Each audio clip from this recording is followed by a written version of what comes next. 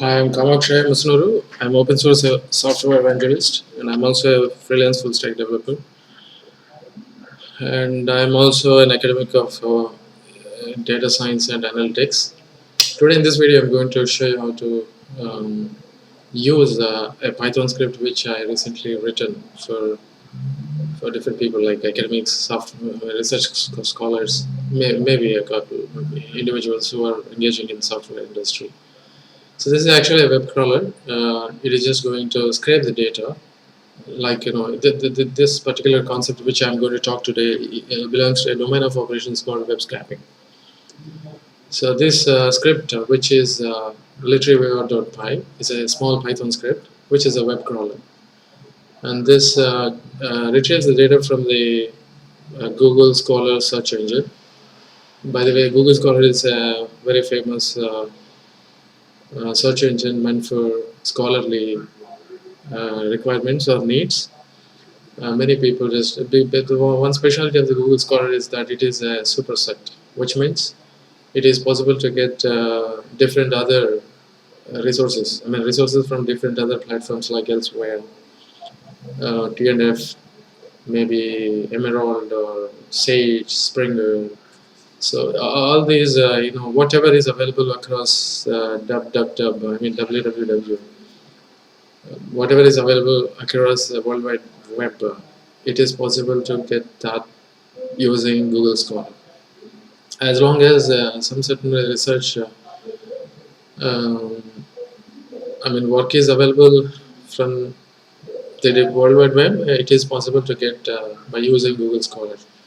So this script which I have written is useful to scrape, download the data, and it is not exactly downloading the data. It is possible for us to have a glance of it and then use it for different purposes. Okay. So how to get this module or script?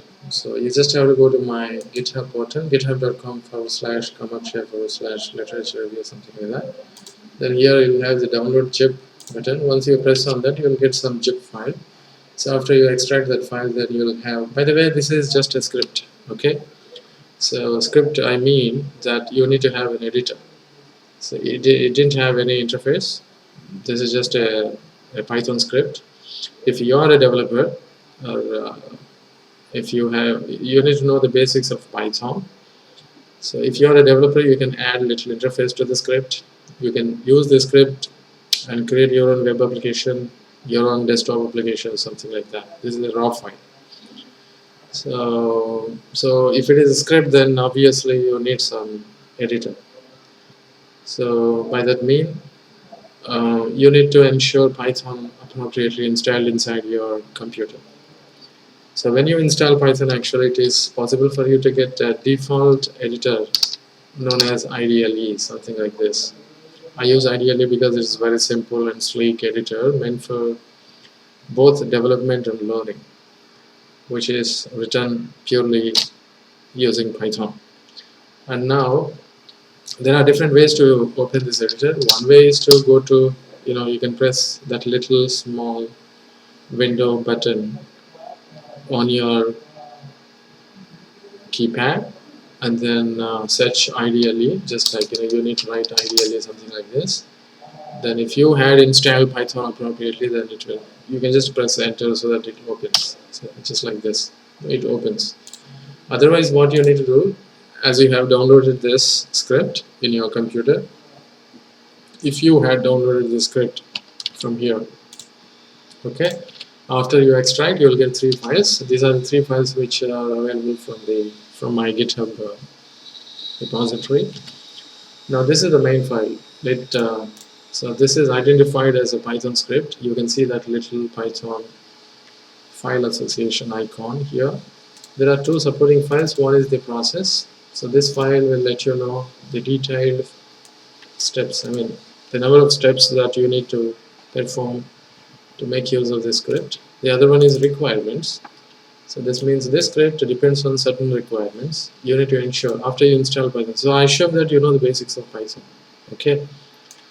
So as I said, this is a script and I didn't add So interface, maybe in my future developments I can add a little interface, maybe a GUI, graphics interface, or a web interface to this, but I can't give everything for free.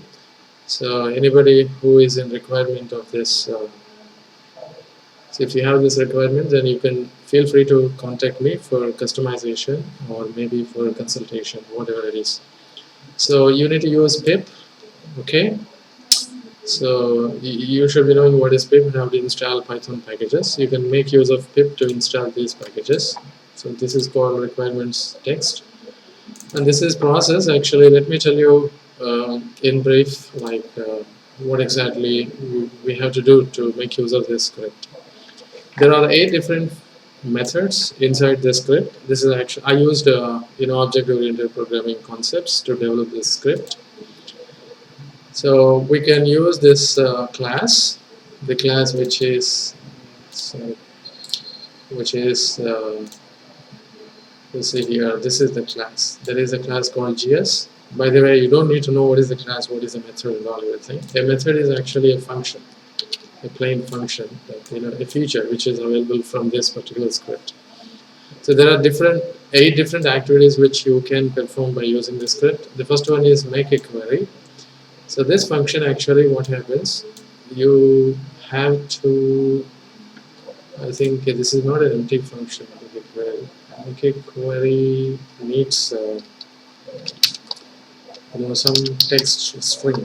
Okay, for that we need to define some text string.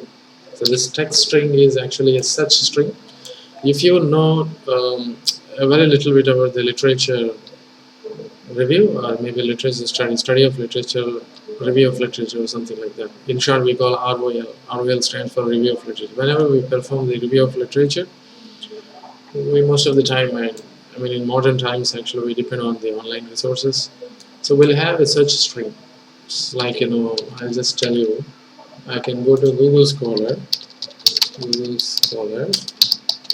and search for a particular concept, search for papers based on a search string. Like I can call Internet of Things. I think I already have that for smart cities or something like that.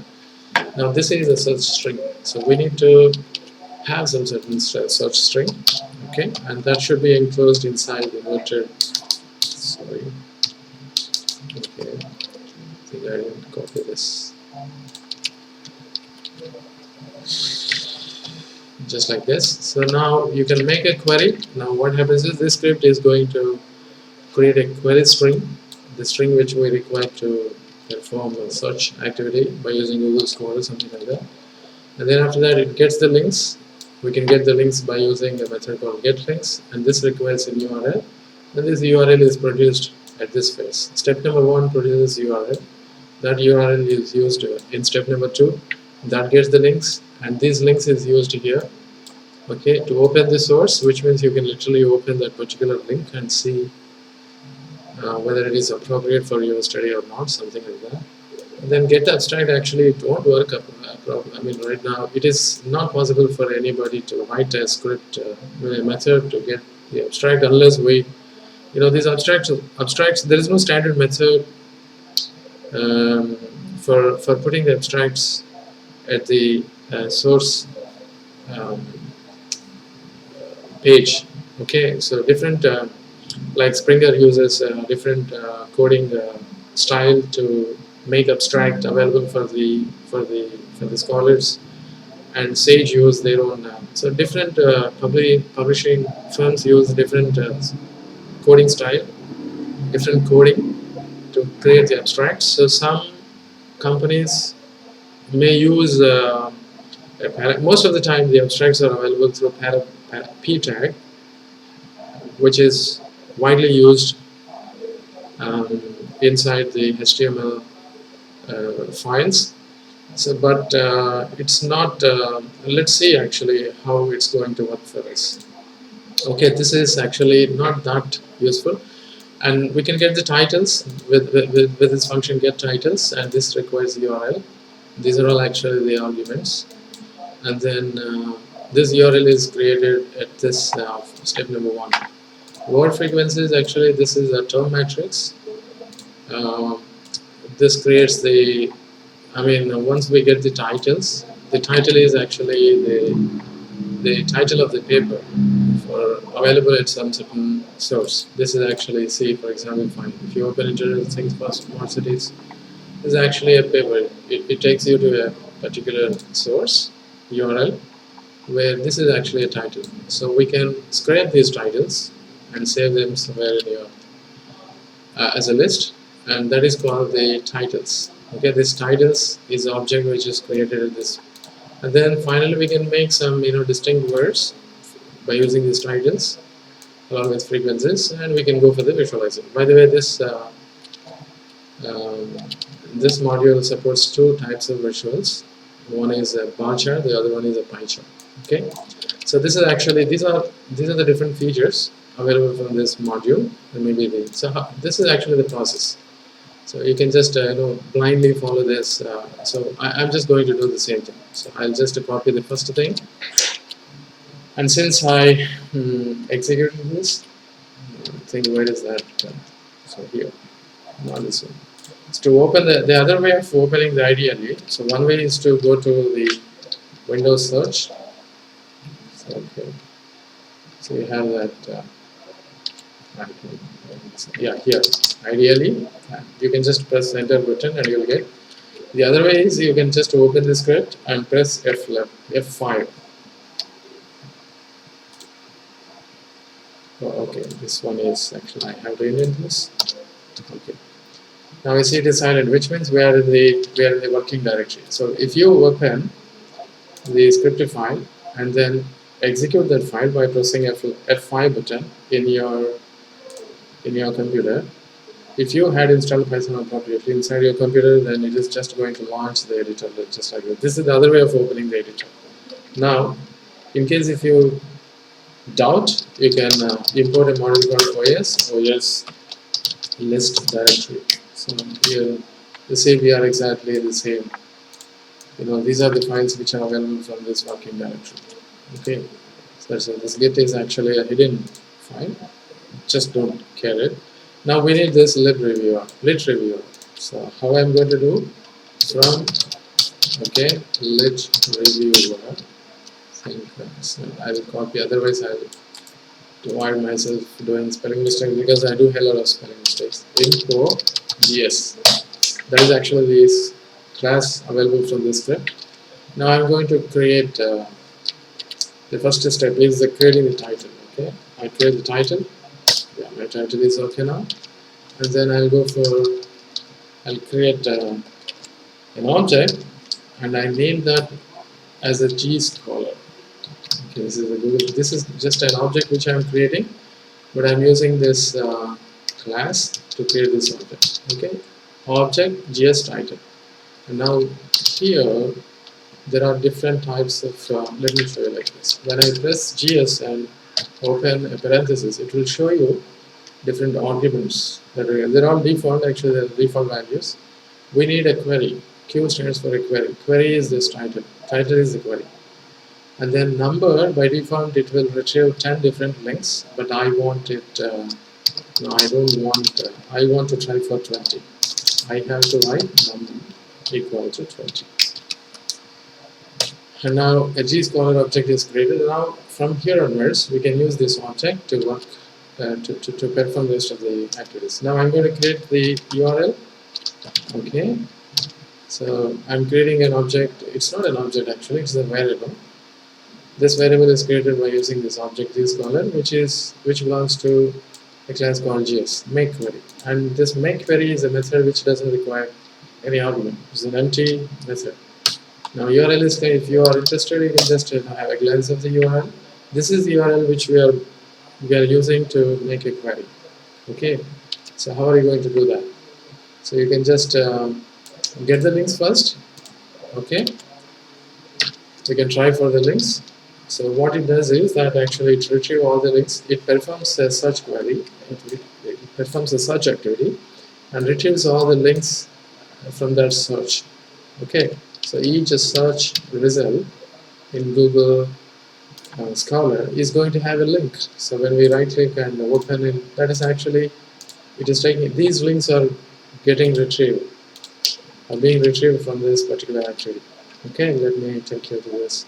So when I press OK, now it will take some time and gets the links. If you want to see what are the different links, you can just you can use print links. Okay, that is the very quickest. You don't have the links. I think there is a problem here. Google has identified it as a bot. Okay, please wait for some time.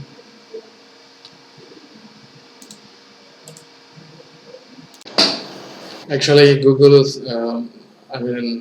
blocks whenever it encounters a script, especially a script like Python script.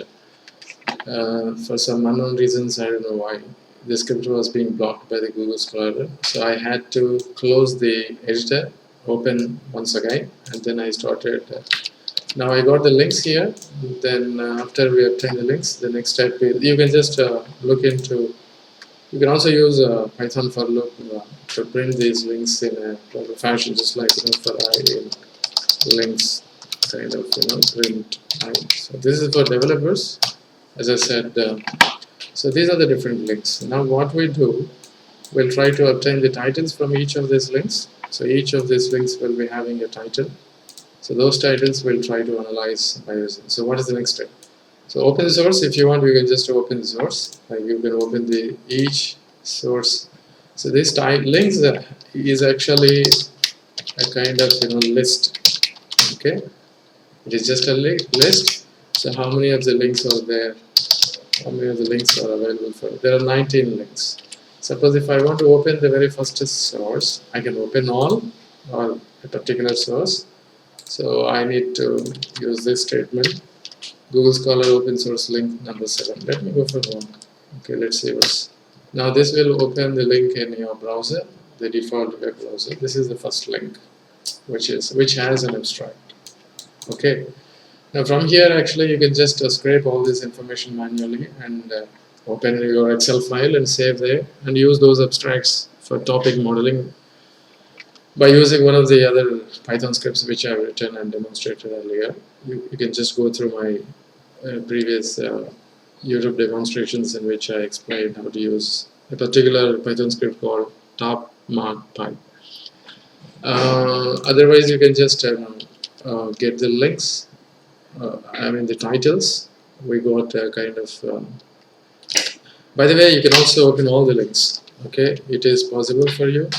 So the same method with all is equal all sources, I think. So if you let me.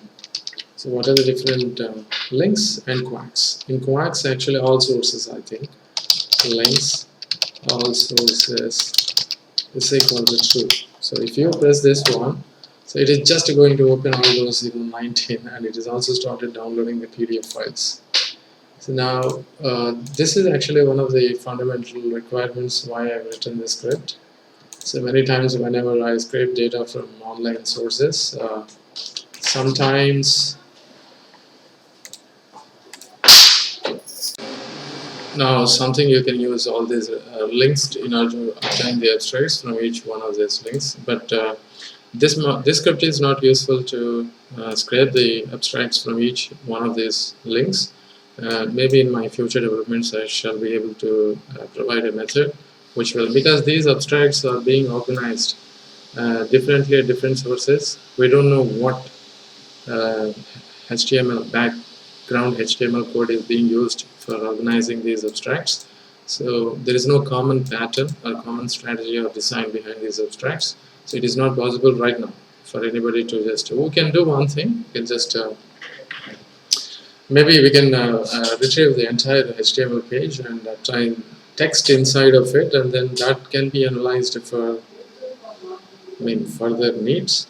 But right now that is not available from this.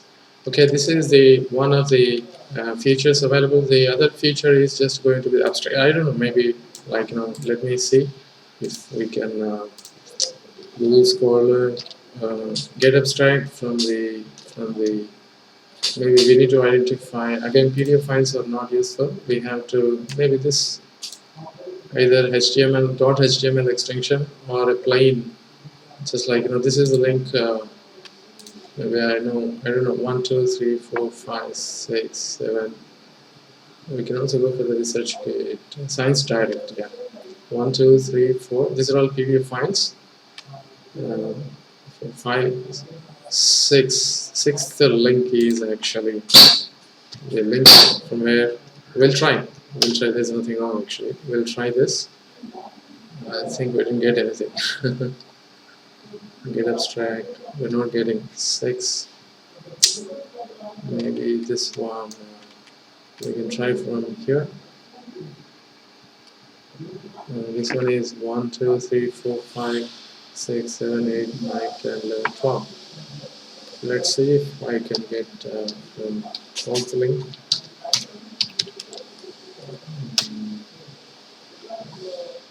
This is, I don't know what is happening here. Let me get abstract. Do I need to save this? No, it just prints. It's not getting. So okay, fine. We don't need to. Okay, leave it. Okay, now let's go for the titles. So the same. Let's see if we can get the titles from titles. Yeah, there are titles. At least we should be happy that we are getting the titles. Now after the last one is going to, this is just this method is going to create the term matrix from the titles. Term matrix is a matrix of words, list of words along with their respective frequencies. Okay, now when I press term mat, so this is actually the this is a dictionary of two different. Let me show you the terms as well as term matrix with these are the terms, and then frequencies. Word, I think should be having that inside here, so that word frequencies. Okay, these are the frequencies. Now the one final thing is, if you are interested, you can even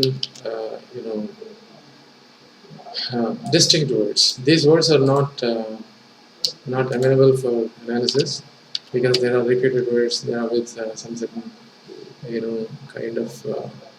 See, if you observe very carefully, you got cities here and cities again. So that is not correct.